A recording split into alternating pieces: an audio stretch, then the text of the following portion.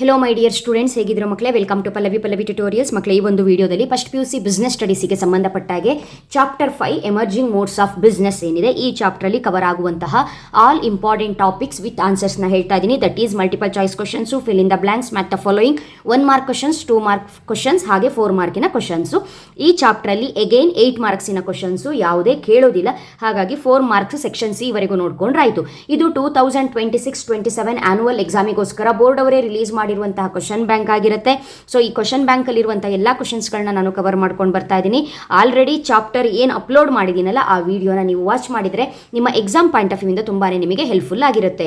So emerging modes of business ಈ ಚಾಪ್ಟರ್ಗೆ ಬಂದಾಗ first multiple choice question is: when parties involved in the e-commerce transaction are from within a given business firm is called dash ಅಂತ ಕೇಳಿದರೆ intra B commerce ಅನ್ನೋದನ್ನ ಬರಿಬೇಕು.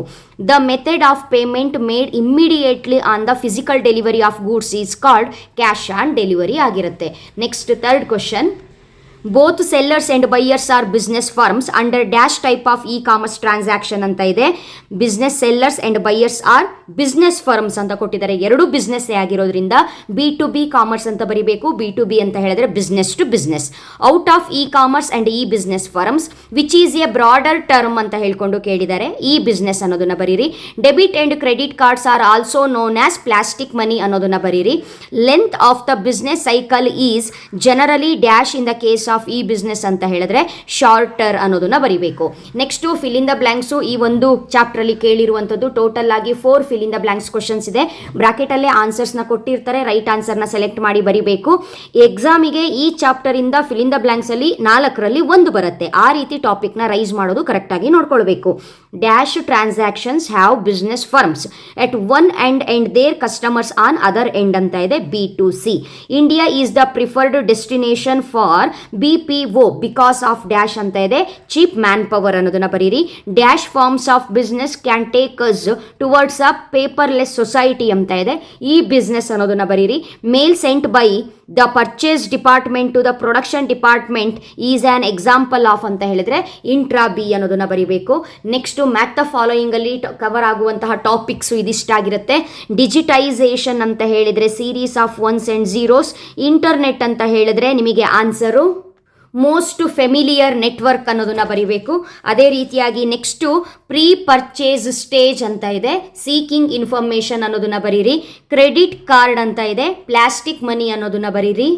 Next encryption R ಸೈಪರ್ text ಅಂತ ಕೊಡ್ತಾರೆ. ಅನ್ರೀಡಬಲ್ format ಅನ್ನೋದನ್ನ ಬರೀಬೇಕು.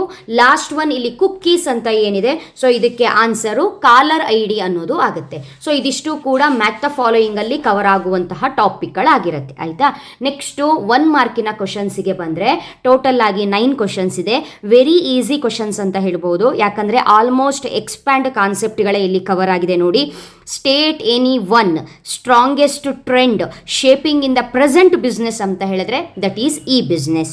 ವಾಟ್ ಈಸ್ ಡಿಜಿಟೈಸೇಷನ್ ಅಂತ ಕೇಳಿದರೆ ನೀವು ಆನ್ಸರ್ನ ಬರೆಯುವಾಗ ಡಿಜಿಟೈಸೇಷನ್ ಮೀನ್ಸ್ ಎಲೆಕ್ಟ್ರಾನಿಕ್ ಬಿಸ್ನೆಸ್ ಅಂತ ಬರೀರಿ. ಓಕೆನಾ?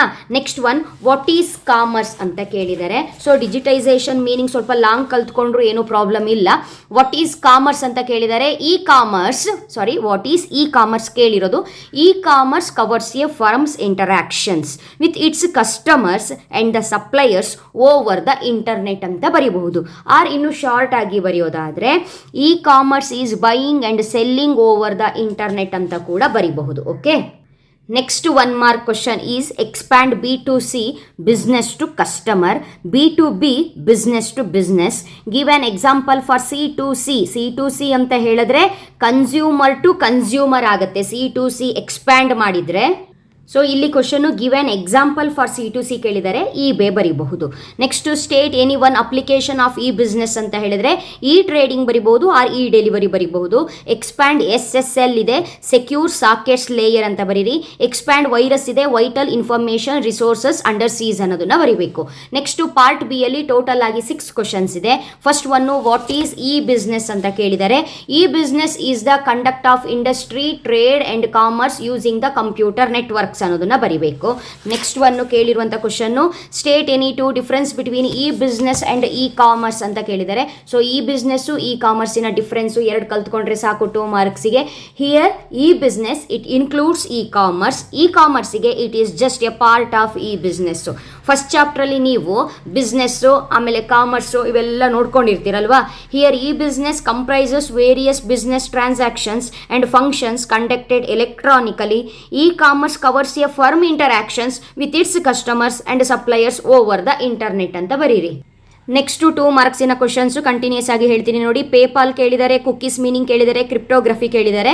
ಸೊ ಇದಕ್ಕೆ ಆನ್ಸರ್ನ ಬರೆಯುವಾಗ ಫಸ್ಟು ನೀವು ಪೇಪಾಲ್ ಮೀನಿಂಗ್ ನೋಡ್ಕೊಳ್ಳಿ. PayPal is the payment intermediary emerged to support C2C e commerce activities ಅನ್ನೋದನ್ನು ಬರೀಬೇಕು. ಕುಕ್ಕೀಸ್ ಮೀನಿಂಗ್ ಕೇಳಿದರೆ, cookies are very similar to the caller I D in telephones that provide telemarketers with such relevant information as the consumer's name, address and previous purchase payment record ಅನ್ನೋದನ್ನು ಬರೀಬಹುದು. What is cryptography ಅಂತ ಕೇಳಿದರೆ, cryptography refers to the art of protecting information by transferring it into an unreadable format called cipher text ಅಂತ ಕೂಡ ಹೇಳ್ಬೋದು. Next, state any 2 resources required for the successful implementation of e business ಅಂತ ಕೇಳಿದರೆ, men, money and machines ಬರಿಬಹುದು, website, internet, computer system ಬರಿಬಹುದು. ಈ 6th question ಏನಿದೆ this is very important question. Final ಆಗಿ ಈ ಒಂದು ಚಾಪ್ಟರಿನ ಪಾರ್ಟ್ ಸಿ ಕ್ವಶನ್ಸಿಗೆ ಬಂದರೆ ಟೋಟಲ್ ಆಗಿ 6 ಕ್ವಶನ್ಸ್ ಇದೆ. ಈಸಿಯಾಗಿ ಓದ್ಕೊಳ್ಬಹುದು. ಈ 6 ಕ್ವಶನ್ಸಲ್ಲಿ 1 ಕ್ವಶನ್ ಗ್ಯಾರಂಟಿ ಎಕ್ಸಾಮಿಗೆ ಬರುವಂಥದ್ದು. ಸೊ ವೆರಿ ಇಂಪಾರ್ಟೆಂಟ್ ಟಾಪಿಕ್ ಅಂತ ಹೇಳಿದ್ರೆ, first one explain briefly the steps involved in online transaction first important. Modes of payment in online transaction second important. Scope of e business third important question ಆಗಿರುತ್ತೆ. Next explain any 2 merits and 2 demerits of e business fourth important. Again traditional business and e ಬಿಸ್ನೆಸ್ಸಿನ difference important. So ಇದಿಷ್ಟು ಕ್ವಶನ್ಸ್ಗಳನ್ನ ನೋಡ್ಕೊಳ್ಬೇಕು. ಇದಿಷ್ಟು ಕೂಡ ನಿಮ್ಮ emerging modes of business chapter ಏನಿದೆ ಅದಕ್ಕೆ ಸಂಬಂಧಪಟ್ಟಿರುವಂತಹ ಇಂಪಾರ್ಟೆಂಟ್ ಟಾಪಿಕ್ಸು. ಸೊ ಆಲ್ರೆಡಿ ಒಂದು ಚಾಪ್ಟರ್ ಸ್ಕಿಪ್ ಮಾಡಿ already social responsibilities of business and business ethics upload ಮಾಡಿಬಿಟ್ಟಿದ್ದೀನಿ. ಹಾಗಾಗಿ ಆ ವಿಡಿಯೋನ ವಾಚ್ ಮಾಡಿ ಕಂಪ್ಲೀಟ್ ಆನ್ಸರ್ ಅದರಲ್ಲಿ ನಿಮಗೆ ಸಿಗುತ್ತೆ. ಸೊ ಇವಾಗ ನೆಕ್ಸ್ಟು ಬ್ಯಾಲೆನ್ಸ್ ವಿಡಿಯೋ ಇರೋದು ಯಾವುದು ಅಂತ ಹೇಳಿದ್ರೆ, chapter 7 formation of A company ಏನಿದೆ, ಈ ಚಾಪ್ಟ್ರಲ್ಲಿ ಏನೇನು ಕ್ವಶನ್ಸ್ಗಳನ್ನ ಕೇಳಿದ್ದಾರೆ ಅದಕ್ಕೆ ಆನ್ಸರ್ ಏನು ಅನ್ನೋದನ್ನ ನೆಕ್ಸ್ಟ್ ವಿಡಿಯೋದಲ್ಲಿ ಅಪ್ಲೋಡ್ ಮಾಡ್ತೀನಿ. ಒನ್ಸ್ ಅಗೈನ್ ಇದು ಕೂಡ ವೆರಿ ಸ್ಮಾಲ್ ಚಾಪ್ಟರ್, ಈಸಿಯಾಗಿ ಓದ್ಕೊಳ್ಬಹುದು. ಓಕೆನಾ? ನೆಕ್ಸ್ಟ್ ವಿಡಿಯೋದಲ್ಲಿ ಮತ್ತೆ ಸಿಗ್ತೀನಿ. ಸೊ ಚಾನಲ್ನ ಸಬ್ಸ್ಕ್ರೈಬ್ ಮಾಡ್ಕೊಳ್ಳಿ ಮಕ್ಕಳೇ. ವೀಡಿಯೋಸ್ ಬರ್ತಿದ್ದಾಗೆ ನೋಟಿಫಿಕೇಶನ್ ಬರುತ್ತೆ. ನಿಮ್ಮ ಫ್ರೆಂಡ್ಸ್ಗಳ ಜೊತೆ ಶೇರ್ ಮಾಡಿ. ಈ ವರ್ಷ ಏನೇ ಆಗಲಿ ಗುಡ್ ಸ್ಕೋರ್ನ ಮಾಡಲೇಬೇಕು ಅನ್ನೋರು ಕ್ವಶನ್ ಬ್ಯಾಂಕ್ನ ಸ್ಟಡಿ ಮಾಡಿ, ಪ್ರೀವಿಯಸ್ ಇಯರ್ ಕ್ವಶನ್ ಪೇಪರ್ಸ್ನ ಸ್ಟಡಿ ಮಾಡಿ, ಚೆನ್ನಾಗಿ ಓದ್ಕೊಳ್ಳಿ, including LBA test. So LBA ಟೆಸ್ಟ್ಗಳು ಕೂಡ ನಿಮ್ಮ ಕ್ವಶನ್ ಬ್ಯಾಂಕ್ ಅಂಡರಲ್ಲೇ ಬರುವಂಥದ್ದು. ಹಾಗಾಗಿ ಅದ್ರ ಬಗ್ಗೆ ಟೆನ್ಷನ್ ಮಾಡ್ಕೊಳ್ಳೋದು ಬೇಡ. LBA ಟೆಸ್ಟನ್ನು ಕೂಡ ತುಂಬ ಎನರ್ಜೆಟಿಕ್ ಆಗಿ ನೀವು ಅಟೆಂಡ್ ಮಾಡಿ. ಸೊ ಎಕ್ಸಾಮಿಗೆ ಒಂದು ಒಳ್ಳೆ ಪ್ರಿಪ್ರೇಷನ್ ನಿಮಗೆ ಸಿಗುತ್ತೆ. ಓಕೆನಾ? ನೆಕ್ಸ್ಟ್ ವಿಡಿಯೋದಲ್ಲಿ ಮತ್ತೆ ಸಿಗ್ತೀನಿ. Thank you.